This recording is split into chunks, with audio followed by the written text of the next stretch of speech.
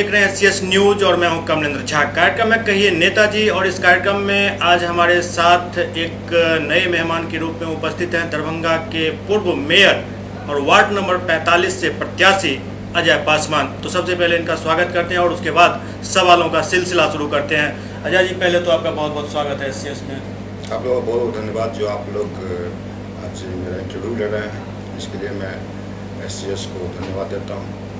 सबसे पहला सवाल ये, जो आप पूर्व मेयर भी रह चुके हैं, नगर निगम के कार्यों को आप भली भांति जानते हैं, इस बार आप फिर से चुनाव मैदान में हैं, क्या कुछ योजनाएं आपके दिमाग में ऐसी हैं जिनको आप सबसे पहले अपने क्षेत्र में लागू करना चाहेंगे?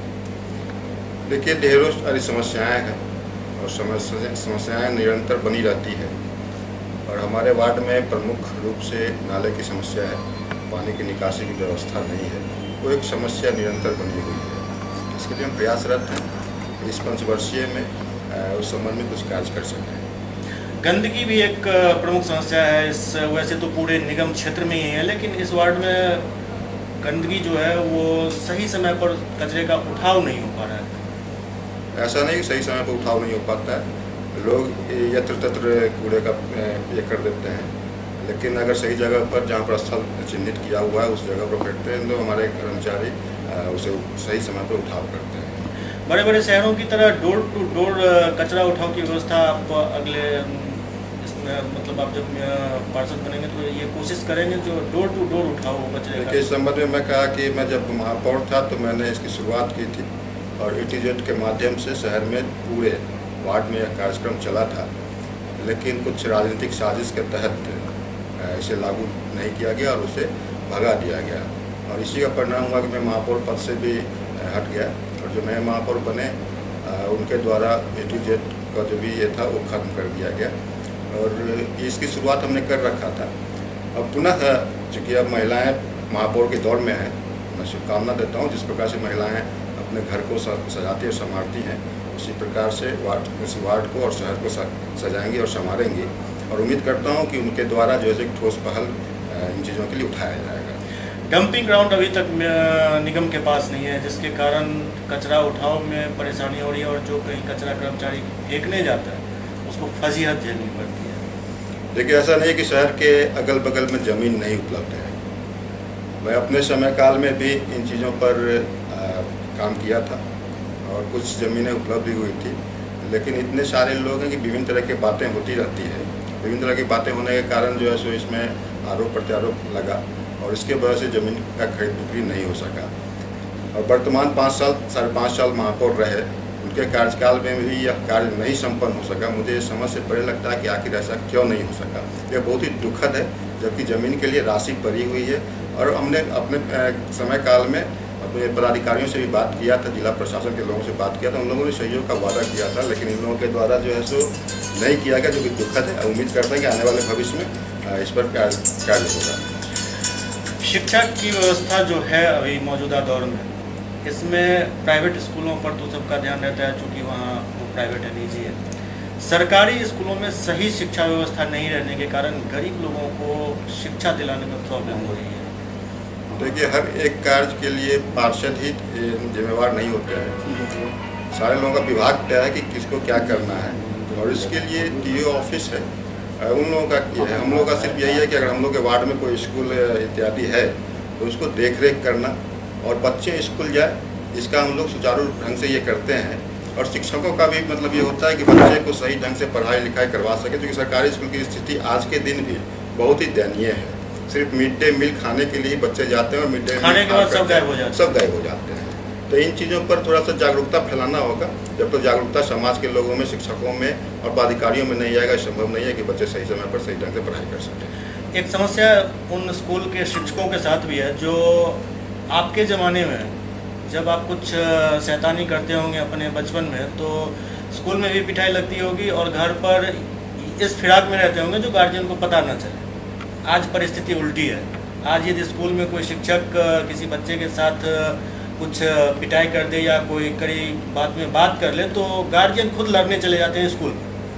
हाँ, यह तो मैंने महसूस किया, क्योंकि मैं दोनों काल को देख रहा हूँ और हम लोग के समय काल में ऐसा नहीं हुआ करता था। हमारे अगर कोई गलती हम लोग किया करते थे तो समाज के लोग जो भी बड़े बुजुर्ग हैं वो हम लोगों को डांट देते थे, पिटाई भी कर देते थे। लेकिन आज के समय काल में ऐसा नहीं हो पा रहा है। अगर आपके बच्चे को कोई डांट भी दीजिए, इवन शिक्षक भी अगर कुछ बोल देते हैं तो गार्जियन जाकर के बोलते हैं हमारे बच्चे को क्यों मारा गया।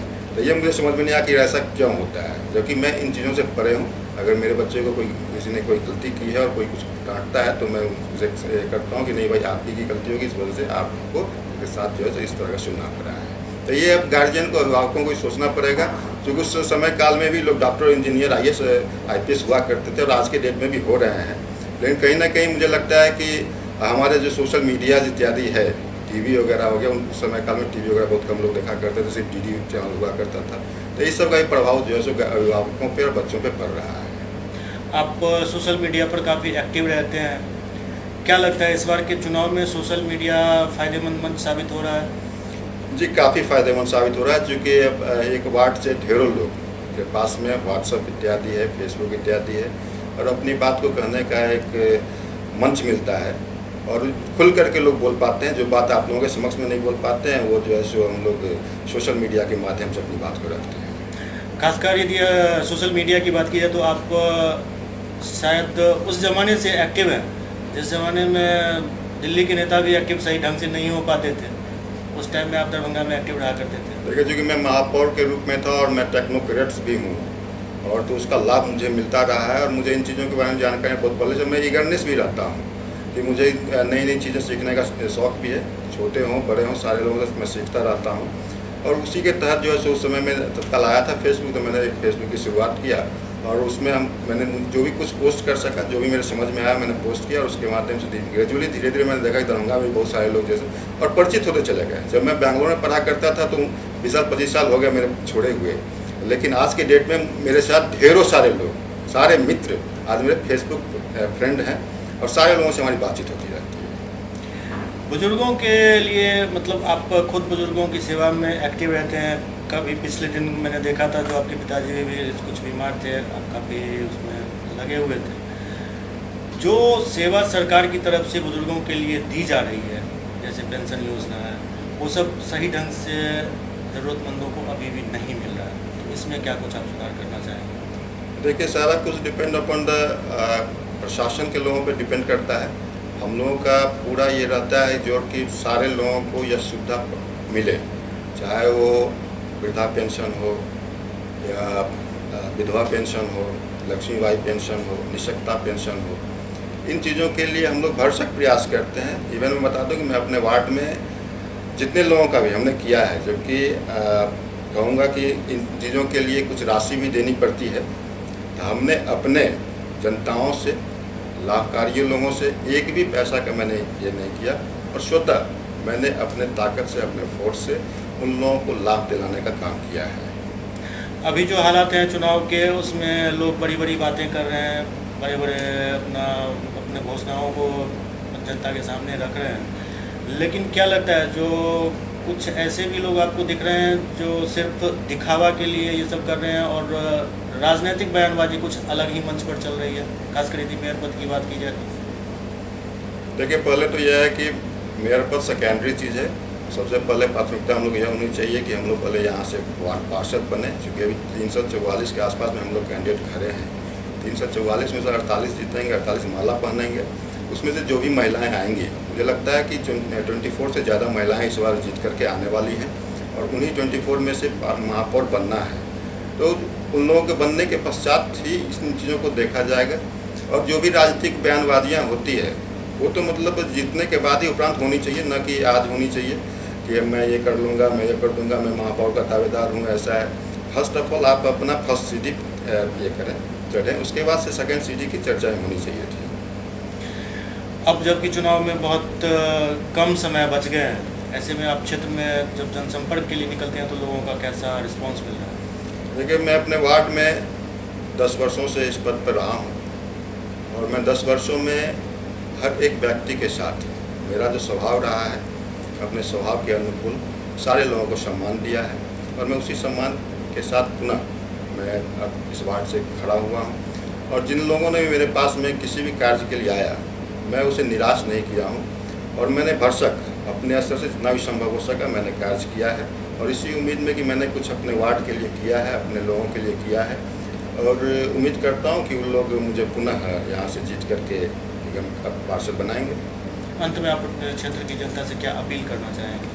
10 वर्षों से मैं आप सबों का सेवा करता रहा हूँ, बिना किसी भेदभाव का, किसी जाति इत्यादि चीज़ों का, ऊंच नीच का। आप लोगों से मैं पुनः आग्रह करना चाहूँगा, इस पंचवर्षीय मुझे आप यहाँ का पार्षद चुने। और मैं महापौर के दौर में तो नहीं हूँ, लेकिन कुछ महिलाएं महापौर के दौर में हैं, उनका मैं बनाने हेतु सहयोग कर सकूं, इस वजह से मुझे यहाँ से आप लोग पार्षद बनाने का कष्ट करेंगे। और मैंने आज तक किसी भी व्यक्ति को, अपने वार्ड के किसी व्यक्ति को किसी भी तरह का कोई कष्ट नहीं दिया है, और इसी उम्मीद से मैं आप सभी से पुनः इस वार्ड के लिए अपना वोट क्रमांक 1 पर जो पतंग छाप है उस हेतु आपसे आग्रह करूँगा, और आप 21 तारीख को अपना मत डाल करके ही अपने घर में खाना इत्यादि बनाने का कष्ट करेंगे। तो ये थे वार्ड नंबर 45 से प्रत्याशी अजय पासवान, जो पूर्व में मेयर भी रह चुके हैं और पूरे निगम के बारे में और अपने वार्ड के बारे में भी ये भली भांति जानते हैं, क्या कुछ समस्याएं कहाँ कहाँ हैं, उसको पूरा करने का ये पूरा भरोसा अपनी जनता को दिला रहे हैं। कार्यक्रम कहिए नेताजी के इस अंक में अभी इतना ही। अगले अंक में फिर किसी और नेताजी के साथ आपके सामने रहेंगे। तब तक आप देखते रहिए CS न्यूज। नमस्कार।